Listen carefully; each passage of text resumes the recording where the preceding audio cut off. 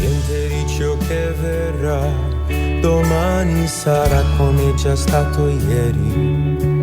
Tutto passa, tutto sempre passerà. O Ministério da Saúde unificou o tratamento das pessoas que passaram por alguma situação de risco de contágio do vírus HIV. Os novos medicamentos são mais eficazes e têm menos efeitos colaterais. No entanto, os especialistas alertam que a prevenção continua sendo o melhor caminho para evitar a AIDS. Os remédios usados no novo esquema para evitar que pessoas com perfil de risco de contágio de AIDS se contaminem têm 4 princípios ativos. O HDT oferece os medicamentos para quem foi vítima de abuso sexual ou teve relação sexual sem preservativo, além de pessoas que sofreram acidentes com material biológico. Segundo a infectologista do hospital, o coquetel pós-exposição ao HIV deve ser tomado quanto antes para evitar a contaminação. O tempo de tratamento é o mesmo, continua sendo 30 dias, só que agora a gente faz com 4 drogas, né? E as drogas foram modificadas, que são drogas mais eficazes, né? Então elas estão com menos efeitos colaterais. E o tempo de acompanhamento, que ele passou de 6 meses, que a gente fazia anteriormente para o paciente que foi exposto, para 3 meses apenas, que é onde acontece a maioria dos casos, onde tem a contaminação, acontece nesses 3 meses. Tomados uma vez por dia durante 1 mês, eles, no entanto, não diminuem a importância da prevenção da doença com o uso do preservativo nas relações sexuais. Ao contrário do resto do mundo, no Brasil está aumentando entre os jovens, talvez por uma falsa sensação de segurança. Então, a necessidade de se proteger, de usar o preservativo, de você, em sabendo que o seu parceiro tem HIV, você se proteger também, que é uma coisa que acontece, né? O parceiro, mesmo quando a pessoa sabe que o parceiro tem HIV, acontece de chegar aqui com algum acidente ou não uso do preservativo e a gente tem que fazer a profilaxia, certo? Então, assim, o mais importante continua sendo realmente a prevenção com o uso do preservativo. O estoque dos remédios está abastecido e o novo coquetel já está disponível no HDT.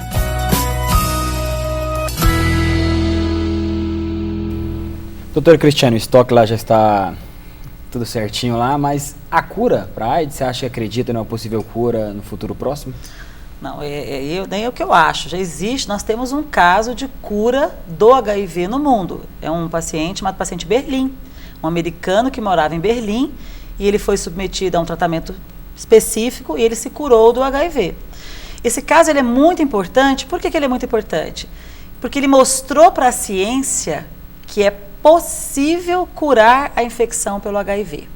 O que nós médicos não sabemos ainda é como fazer um tratamento para milhões de pessoas no mundo, simples, porque o dele foi muito complexo, ele quase morreu nesse tratamento, para todo mundo. Que a cura vai acontecer, não tem a menor dúvida. Agora que nós temos que desconstruir o tempo, nós médicos e os pacientes. Ele tem que se cuidar, tratar, ficar com os exames adequados até a cura chegar. E nesse caso ele serviu de cobaia? Como que foi assim? Não, a história dele é muito interessante. Ele tem um livro sobre isso, né? Ele era um paciente HIV positivo, como qualquer paciente. Ele tomava os remédios iguais aos nossos do Brasil. Ele estava com o vírus totalmente sob controle. E ele teve uma leucemia mieloide aguda. E como é que tratamos uma leucemia mieloide aguda? Nós fazemos quimioterapia, destruímos a imunidade, né? E fazemos depois um transplante de medula óssea. Nós trocamos o sangue do paciente, em outras palavras. Qual foi o fato interessante? É que os médicos pensaram, já que eu vou trocar o sangue desse paciente, e se eu colocar sangue de uma pessoa que não pega HIV? Porque nós sabemos há muito tempo, é um conhecimento antigo, que muitas pessoas no mundo, por um defeito genético na célula chamada CD4, essa pessoa não pega HIV. Eu posso injetar milhões de vírus aqui no sangue e não pega HIV. Então eles fizeram um transplante de medula óssea usando células de pessoas que não pegam HIV. E aí o que aconteceu? Foi tirado o coquetel e passou-se 1 ano, 2 anos, 3 anos, 4 anos, o vírus não voltou. Depois de alguns anos, o que os médicos fizeram? Antes de anunciar que era um caso de cura, eles biopsiaram o cérebro, os gânglios, o intestino e realmente viram. Não existe neste paciente, isso já tem aproximadamente 7, 8 anos, nenhum vestígio da passagem do HIV no corpo dele. Fantástico, né? Fantástico. Agora, vamos esquecer esse caso, Ok. que é um só no mundo.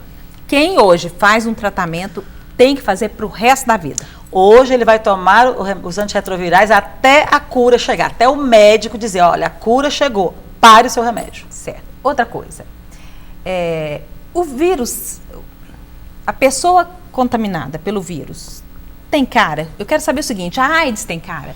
Porque como a gente quer bater nessa questão da prevenção, que é o que existe hoje, não é? E preocupa muito quando a gente ouve relatos de que a doença tem aumentado entre jovens e adolescentes, é porque acredita-se que em outros fatores, questão de violência, questão de ações, que não tem medo, o jovem é muito isso, né? Ele acha que não vai acontecer com ele. Como é que a gente mostra para esse público que a AIDS não tem cara? Não tem como você saber. Então, respondendo aqui a minha parte médica, e os meninos vão dizer a deles, né? O HIV não tem cara, o HIV não tem sexo, o HIV não tem cor de pele, o HIV não tem classe social, não tem nível de escolaridade, o HIV ele é democrático, né? Então, na verdade, nós nos encontramos com alguém, seja um homem ou uma mulher, em qualquer situação social, e eu posso realmente estar diante de um possível portador do vírus HIV que nem sabe que tem o vírus. Aí que também é um negócio, né?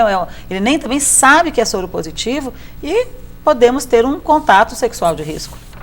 Interessante. Registrar mais uma participação aqui de outra pessoa que não quis se identificar. Ela fala que trabalha em uma empresa que possui plano de saúde. Para adquirir esse plano, há um questionário perguntando se é soropositivo. Tem como o plano de saúde saber se ele é soropositivo, se caso ele omitir esse fato? Não, primeiro é ilegal. É ilegal. Né? Primeiro já começa, eu quero acreditar que esta empresa não faz essa pergunta para um possível candidato ao trabalho. Né? Assim, é ilegal você discriminar. Nós estamos dizendo aqui que a pessoa está super bem, ela está apta para qualquer trabalho. Então, respondendo essa pessoa, se isso acontece, merece ser avaliado, porque isso é ilegal. Não pode acontecer. Eu não posso perguntar se é HIV ou não, se o laboratório vai fornecer o exame ou não. O laboratório não vai fornecer jamais. Ele tem todo um código de sigilo também. Ok. Bom, eu quero voltar na questão do trabalho realizado pelo poder público, no caso a Secretaria Estadual de Saúde, né, aqui representada. Fala pra gente como é que é o cronograma. Você já falou que acontece 4 vezes ao ano, essas grandes campanhas, e que seria muito importante uma parceria entre a Secretaria de Educação e a Secretaria de Saúde. Mas algum passo já foi dado nesse sentido? Sim, a gente já faz um trabalho junto com a educação, só que ainda é muito incipiente, em função mesmo daquelas resistências, né, que as pessoas têm de estar trabalhando essa questão inserida no espaço escolar. Então, a gente tem, inclusive, discutido outros espaços para chegar nesse adolescente. Onde que o adolescente vai, onde ele frequenta. E nisso, inclusive, as organizações não governamentais contribuem significativamente. Fazem um trabalho nas boates, nas raves. E a gente sabe que, muitas vezes, esse jovem, ele faz uso de substâncias, né, psicoativas, drogas, álcool. Isso o deixa ainda mais suscetível a uma exposição, né, a uma DST.